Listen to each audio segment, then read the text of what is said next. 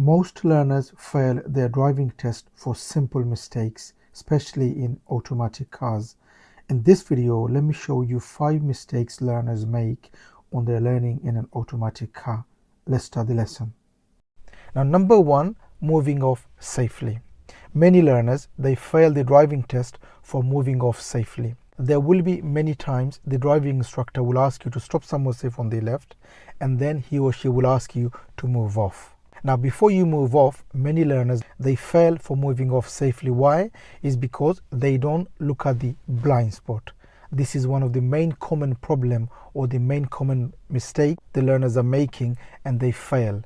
So before you move off, what do? You get the car ready to move off, and then you look all around, and then you go to your blind spot properly. Many learners, they fail because they don't look at the blind spot. Okay, so before you move off, make sure you look at the blind spot before you move off. Many learners, like I said, they fail because they don't move off safely, and the reason is because of the blind spot. They don't look at the blind spot. And just to add, when you're checking the blind spot, make sure you are checking for a reason. Don't just check for the sake of it. You are looking to see if there is any problem. You are checking to make sure there is no car overtaking, there is no pedestrian, there is no cyclist, because if there is, you're not going to move off. So don't just check, make sure you are checking to make sure it is clear for you to go. That's the reason why you are checking. Number 2, getting the speed wrong. Many learners, they fail for speed because they are either driving too fast or too slow, or they are confused what is the speed of the road, and they just drive what they feel is right, but the road is saying differently. Okay, so make sure you read and know what the sign is telling you. Are you driving on a residential area? Are you driving a road with street lights, school around? Okay, maybe it's 30, maybe not. Maybe the sign is saying it's 20. Maybe the sign is saying it's 40. Okay, so when you enter a new road, always first thing you do is look for the sign, because normally when they change a speed of the road, it will be in the beginning of the road. So as you enter a new road, look for the signs, make sure you know what the speed of the road is. If there's no sign, that means it continues from the speed you've been driving. There will be a road with national speed limit. Do you know the national speed limit? Do you know what it means? Do you know the difference between dual carriageway and single carriageway? What is the national speed limit on those roads? So make sure you know. When you drive, make sure you read the road as you're driving so that you know what is the speed of the road is. Many times, many learners, they know what the speed of the road is, but it keeps going up. If the road is 30, and if it goes up to 31, make sure you go down quickly. Because if you don't go down, that means you are speeding, because you don't know, you're not checking. Sometimes it's not just about knowing, it's all about keeping the speed. Maybe, like I said, you know what the speed of the road is, but you are keep going up. So instead of 30, you're driving 31, 32 all the way. Okay, if it goes up, make sure you go down quickly. That will be fine. But if you keep going and you're staying at maybe more than 30 and the road is 30, then you will fail your test for that, for speeding. Also, a road with parked cars on both sides. The road is 30, but can you drive 30?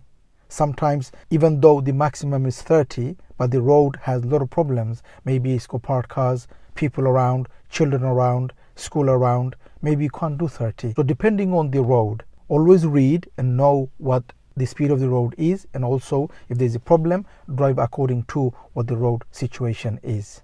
Now let's talk about the difference between a single carriageway and a dual carriageway. Now, single carriageway would be a road which is a single road, and cars coming from the opposite direction will be separated by the center line only. So the center line will separate cars coming from the opposite, and it's a single road. Now, on your side, it could be 1 lane or it could be 2 lane, but the center line would be separating the opposite side.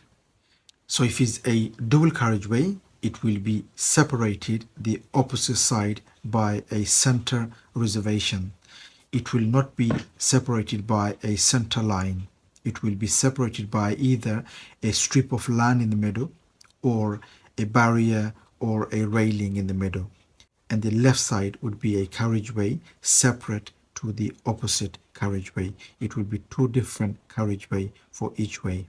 So if you look here, this is a single carriageway, and it is separated by a center line in the middle. In this case is a double white line. And here, as you can see, a dual carriageway, which is left side is a carriageway for only for you to go, and there is a center reservation separating the opposite side coming cars from the other side. As you can see here, piece of land with a railing in the middle. So this is a dual carriageway.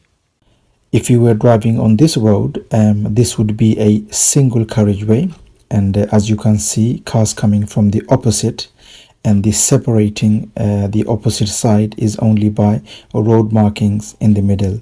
So if the sign was here of a national speed limit, this would be a single carriageway. So this would be 60 if it had the national speed limit sign on this road.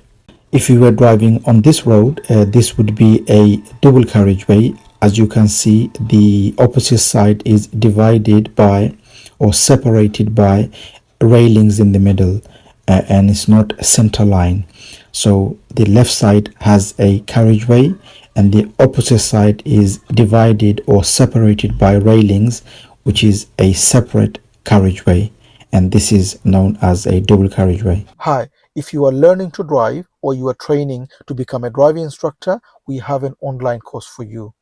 So if you're a learner, we have an online course for you for manual and automatic. And if you're training to become a driving instructor, we have an online course for you for your ADI Part 2 and ADI Part 3. Please check the description for the links of the courses. Have a look and have a read. If you like it, you could always join the course. Next, ignoring mirrors. Many learners, they fail because they keep ignoring the mirrors.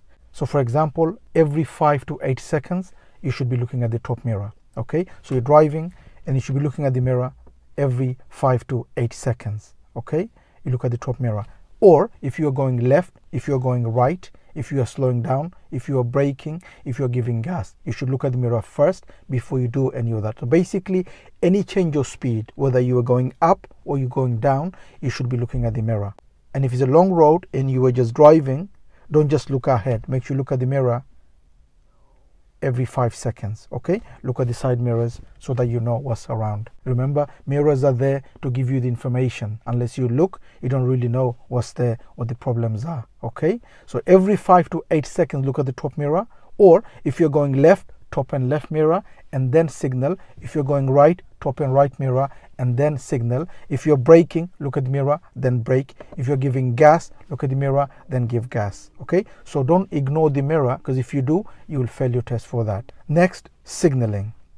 Many learners, they fail the driving test because they forget to put the signal on. When they go left, when they go right, they forget to put the signal on, especially on roundabout. Okay, so for example, on the roundabout, you want to go right. So you put the signal right, you enter the roundabout into the right lane, and you keep signaling right, but sometimes the signal goes off. What do? You must put it back on again. Many learners, they forget to do that. Also, coming off the roundabout, what do you have to do? You have to put the left signal on. Also, as you come off from the roundabout, or you've gone left or you've gone right, make sure you remember to take the signal off. So you wait until the signal to come off. If it doesn't come off, make sure you take the signal off. Many learners, they leave the signal on, and then the examiner has to remind them to take the signal off. Many learners, they fail because they don't take the signal off. And next, getting the position wrong. Many learners, they fail because they get the position wrong. So when you're driving, you should always be in the left-hand side. Okay, that is your normal driving position. Many learners, they are either too close or they're too far from the pavement. So you need to get that right. Also, to go straight is always the left lane, but sometimes the left lane doesn't go straight. The left lane is only going left. You need the middle lane to go straight. Did you recognize that? Many learners, they forget that and they go in the wrong lane, and from the wrong lane they're going somewhere where they shouldn't. So basically, left lane is going only left, but they're going straight from that lane, and you will fail the test for that. Also, on the roundabout, to go right, to go left, do you know which lane you need? To go straight, which lane do you need? A road where there are parked cars on both sides, where do you position? You position in the middle. Don't be too close to the parked car on either side. Okay, So this comes under getting the position right. On your drive, make sure you get your position right. So make sure you read the road well ahead. It's all about reading the road, okay? So if you're going to go straight, if you're going to go left, if you're going to go right, always look on the floor. Look for the sign, what the sign is saying, what the road marking is saying, and you will know which lane you need. You will know where the position should be. When you're driving on the dual carriageway, you go over a flyover and you end up in the middle lane. And there are 3 lanes, you end up in the middle lane. Which lane should you be driving? If you end up in the middle lane, you must go back to left lane when it's safe to do so. So these are the 5 mistakes the learners are making in the driving test, and they're failing the test for that. I hope this makes it clear to you. If you have a question related to this video, make sure you ask on the comment and I will try to help you on that. And I hope this video helps. If it did, please do give a thumbs up. And if you're new to the channel, don't forget to subscribe so you don't miss any of my future videos, and hope to see you again on the next video. Bye for now.